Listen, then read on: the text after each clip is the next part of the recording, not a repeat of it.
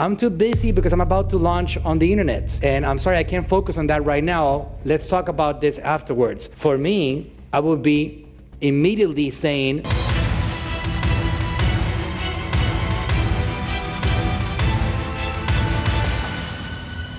sometimes people will not want to confront selling, so they try to overcome that with marketing. But they don't know how to sell their product. And so when somebody begins a business, they're in that startup mode, my recommendation always is go make sales. The other thing that happens as a startup, and you know, we fall in love with our businesses. You know, I'm sure you guys have heard videos of people talk about it, business experts. They don't fall in love with your product or don't fall in love with your business. And here's what I would say, what I believe the actual intention is, not to not fall in love with your company, not to not fall in love with your product. Don't fall in love with a concept of what it is that you don't know if that's what it is, right? It's theoretical.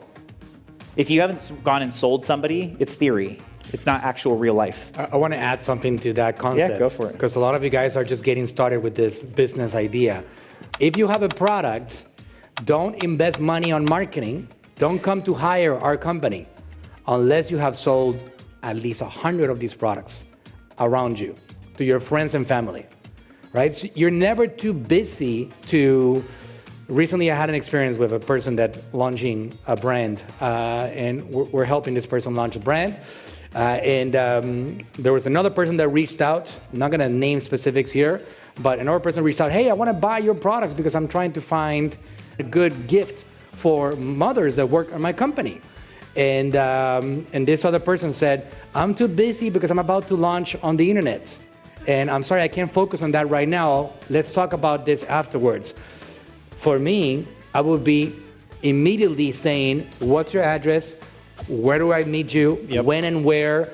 I feel honored that you want to consider my brand to be put in front of people, even though nobody else has bought it yet. So you're never too big or too special to go door-to-door knocking, one by one. Like people, you got to prove the concept of people wanting your product before you. It's like that journey, right? Like it's part of that process to make your brand become what it is today. I can go back to like Natural Sim does a lot of revenue right now every year. What you guys don't know is the backstory of my father. In 2001, he was getting people off the streets and he printed a little flyer that said, I'm gonna give you a free metabolism workshop.